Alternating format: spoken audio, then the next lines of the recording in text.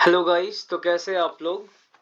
आज हम BSc first semester zoology का मेजर माइनर कोर्स का लेक्चर नंबर 2 पढ़ने जा रहे हैं, जिसका नाम है बच्चा morphology and pathogenicity of Taenia saginata and Wuchereria bancrofti. तो अगर आपको याद होगा बच्चा, तो ये जो टॉपिक है ये exclusively for Islamia college and science and commerce वाले जो स्टूडेंट है वहां के सिलेबस में, क्योंकि उनका सिलेबस थोड़ा सा अलग होता है, तो उनमें थोड़ी सी एक्स्ट्रा चीजें जो होती है ये उसी में ही है। तो अगर हम देखें क्लस्टर यूनिवर्सिटी और कश्मीर यूनिवर्सिटी वाला जो सिलेबस है या जम्मू यूनिवर्सिटी वाला सिलेबस है, वहां पर टीनिया सोलियम और एस्केरिस का जिक्र किया है। लेकिन यहाँ पर हमें जो पढ़ना है वो दो ऑर्गेनिजम्स है। एक तो हमारा है टीनिया साजनेटा जो एक फ्लैट वर्म मानी जाती है, और विचरेरिया बैनक्रॉफ्ट जो एक राउंड वर्म है। तो आज के लेक्चर में हम कंटिन्यू करेंगे बेटा जी टीनिया साजनेटा के बारे में। तो चलते हैं अपने लेक्चर की ओर। आप लाइक शेयर और सब्सक्राइब कीजिए हमारे चैनल को। तो चलते हैं लेक्चर की ओर। तो बात करते हैं टीनिया साजनेटा की। टीनिया साजनेटा जो है इसको हम दूसरा नाम बोलते हैं बीफ टेपवर्म। आपको याद रखना है क्या, बीफ टेपवर्म।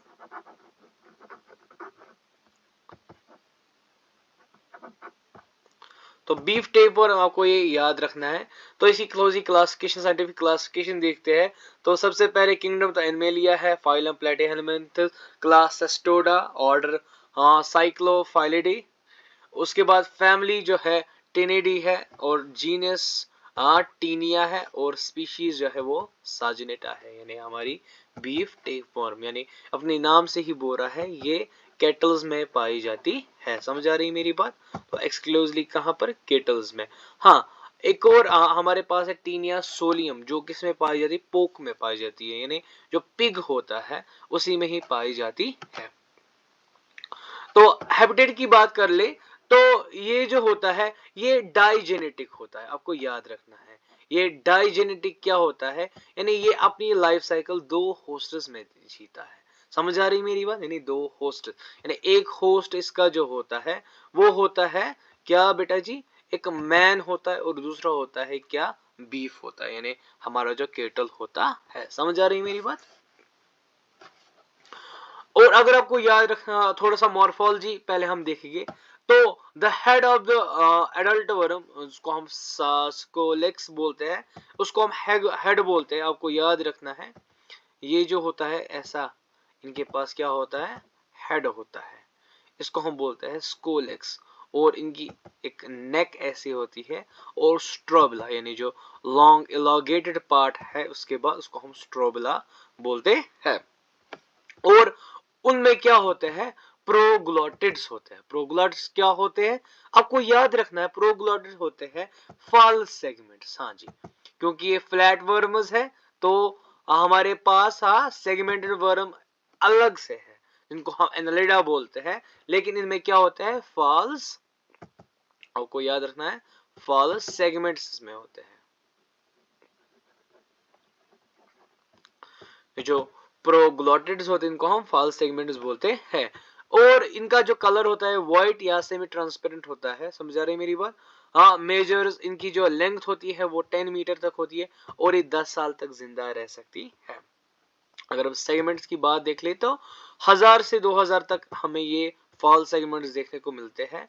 और ईच सेगमेंट जो होता है वो 2 सेंटीमीटर लॉन्ग होता है, और 0.5 सेंटीमीटर, हमारा जो 1.5 सेंटीमीटर है वो वाइड होता है। इनमें जेनेटल पोर्स भी होते हैं, ये मार्जिनल भी होते हैं, ये पोस्टीरियर ऑफ सेगमेंट्स। समझ आ रहे मेरे, पोस्टीरियर ऑफ यानी पीछे की ओर ये बढ़ते रहते हैं। Alternate right and left irregularity, यानी ये इरेगुलर भी होते हैं, आपको याद रखना है। अगर हम एग्स की बात कर ले तो ये स्फेरिकल होते हैं, ऐसे सिफियर लाइक होते हैं। सर्कल तो नहीं बोलेगा, सर्कल तो टूडी में होता है। स्फेरिकल असल में हम देखेंगे फुटबॉल जैसा होता है। समझ आ रही मेरी बात। और ब्राउन इन कलर, यस, क्योंकि बाइल स्टेन होते हैं। समझ आ रही मेरी बात, इसलिए ये ब्राउन इन कलर होते हैं। और एक एक एग की जो होती है, हाँ, मेजर इनका डायमीटर जो होता है वो 30 से 40 माइक्रोमीटर तक होता है। They are surrounded by embryophore which is brown thick walled and really. यानी अगर ये हमारा एग है, समझ आ रही मेरी बात, इसके अराउंड एक लेयर है, इसको एम्ब्रियोफोर बोलते हैं। ये किस कलर की होती है? ब्राउन कलर की होती है। समझ आ रही मेरी बात। इनसाइड एम्ब्रियोफोर द हेक्सेकंथ एम्ब्रियो यानी ऑन्कोस्फेयर, यानी जो हमारा एम्ब्रियो होता है, जो हमारे टीनिया साजिंटा का एम्ब्रियो होता है, उसको हम ऑन्कोस्फेयर बोलते हैं या हेक्सेकंथ हाँ एम्ब्रियो बोलते हैं। समझ आ रही में। और प्रेजेंट ये किस में होते? तीन पेयर्स ऑफ हुकलेट्स इनमें होते हैं। क्या होते हैं? हुकलेट्स भी होते हैं। It does not flow in a saturated solution of common salt। यानी ब्राइन सॉल्यूशन में ये जैसे हमारा टीन या सोलियम के जो अंडे है वो ऊपर चढ़ते थे ब्राइन सॉल्यूशन में, यहाँ पर कोई सीन वो नहीं है। समझ आ रही मेरी बात। तो it is Webel for 8 weeks, यानी ये 8 वीकों तक, 8 हफ्तों तक क्या करते हैं? सरवाइव कर सकते हैं। उसके बाद ये हैच हो जाते हैं। तो अगर हम इनकी लाइफ साइकिल देख लेंगे तो लाइफ साइकिल कहां से स्टार्ट, जो ये होते हैं एग्स, ये एग्स कहां पर देते हैं आपको याद रखना है। एग्स और gravid proglottids in faeces and passed into the environment. यानी जब भी क्या होता है, जब भी ह्यूमन फीकल मैटर से, देखो असल में ये ह्यूमन फीकल मैटर से ही एग्स निकलते हैं। और इनको कौन खाता है? देखो ये तो कंटेमिनेटेड एग्स जो होते हैं इनको कौन खाते हैं? हमारे कैटल्स खाते हैं, बिकॉज वो मवेशी होते हैं, उनको पता नहीं है हम क्या खा रहे हैं, वो ऐसे ही खाते हैं। और उसके बाद क्या होता है, जो इनकी मसल्स होती है, आपको याद रखना, यस माय डियर, जो इनकी मसल्स होती है, I will take another pen, yes, जो इनकी जो मसल्स होती है वहां पर ऑन्कोस्फेयर क्या होता है? हैच हो जाता है। और उसके बाद कहाँ चला जाता है? हमारी इंटेस्टाइनल, इनकी जो इंटेस्टाइनल वॉल होती है, और वहां पर एक सर्कुलेट सिस्टेसराई बनाते हैं। क्या बनाते हैं? ऑन्कोस्फेयर जो हमारी क्या होती है, जो सिस्टेसराई हमारी जो मसल होती है, जो हमारे स्मॉल इंटेस्टाइन की मसल होती है, वहां पर क्या बनाते हैं? ये सिस्टेसराई बनाती है। और उसके बाद जब भी इंसान इसको अंडर को खाता है तो क्या होता है? तो यहाँ पर चला जाता है। और यहाँ पर क्या होता है?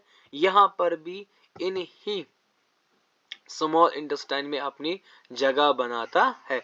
आपको याद रखना है टीनिया साजिनेटा का जो हेड होता है वो बहुत क्या होता है, वो तो वहां पर जो होते हैं क्या बोलते हैं इसे, आपको याद रखना, जो वहां पर जो ये छेद होते हैं वो बहुत बड़े होते हैं। यानी साकर जो उनके पास होते, स्कोलेक्स में जो साकर होते हैं वो बहुत बड़े होते हैं, जिसकी वजह से ये अटैच कर पाते हैं। और उसके बाद क्या होता है, वहीं पर ये अपनी रिप्रोडक्शन करके जो ग्रेविड या क्या बोलते हैं एग्स होते हैं वो उनको वह फीकल मैटर से रिलीज करते, और ये जो साइकिल है ये चलता रहता है। आई होप आपको ये लाइफ साइकिल समझ आया होगा।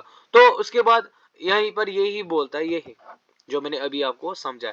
अब कुछ क्लिनिकल थ्योरी एंड पैथोजेनिसिटी की बात करें तो adult worms in the small intestine usually produce no symptom. देखो सबसे पहले जब भी स्मॉल इंटेस्टाइन में हमारे अडल्ट वर्म होती है वो कोई सिम्टम नहीं दिखाती है, but at times they may cause abdominal discomfort, indigestion, persistent diarrhea and diarrhea alternative with constipation, loss of appetite, intestinal। देखो सबसे पहले क्या होता है आपको याद रखना है, कभी कभार देखो पहले तो ये कोई सिम्टम नहीं छोड़ती है। अगर किसी किसी को सिम्टम देखने को मिलता है तो एब्डोमिनल डिस्कम्फर्ट होता है, इंडाइजेशन यानी जो फूड है वो अच्छे से डाइजेस्ट नहीं होता है, परसिस्टेंट डायरिया और डायरिया अल्टरनेटिंग विद कॉन्स्टिपेशन, यानी क्या होता है, डायरी कॉन्स्टिपेशन होता है। क्या होता है? पहले कॉन्स्टिपेशन, उसके बाद अचानक से डायरिया स्टार्ट होता है, और उसके बाद वापस से कॉन्स्टिपेशन होता है। इस चीज को हम बोलते हैं परसिस्टेंट डायरिया या लॉस ऑफ एपेटाइट, यानी जो भूख होती है वो लगना कम होती है। समझ आ रही मेरी बात। इंटेस्टाइनल ऑब्स्ट्रक्शन, यानी क्या होता है, ऑब्स्ट्रक्शन की वजह से हमें अक्यूट अपेंडिसाइटिस होता है। अपेंडिसाइटिस क्या होता है, यानी अपेंडिक्स में क्या होने लगता है, दर्द होना स्टार्ट करता है। समझ आ रही मेरी बात। तो अगर हम इनकी क्लिनिकल थ्योरी देखेंगे, यानी क्लिनिकल टेस्ट में कैसे देखने को मिलते हैं, सबसे पहले ये 406 मीटर और उससे भी ज्यादा मीटर के होते हैं। स्कोलिक्स मैंने अभी बोला।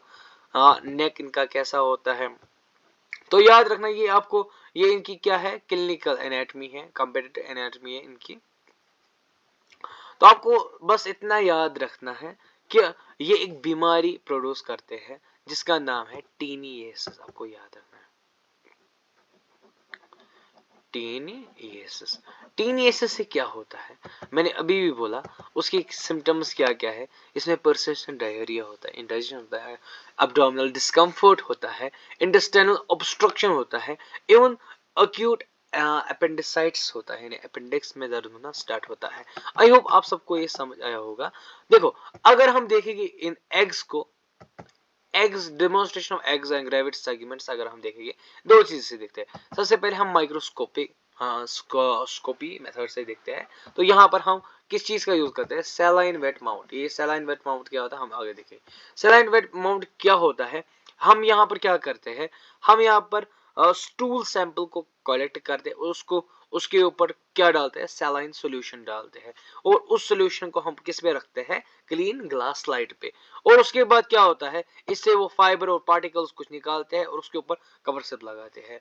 The smear is then examined under a microscope. और जो सिमर वहां पर प्रेजेंट होता है उसको हम किसके अंडर करते हैं, माइक्रोस्कोप के अंडर क्या करते हैं उनको, क्या करते हैं उनको डिमॉन्स्ट्रेट करते हैं, उनको देखते हैं, एग्जामिन करते हैं, समझ आ रही है मेरा।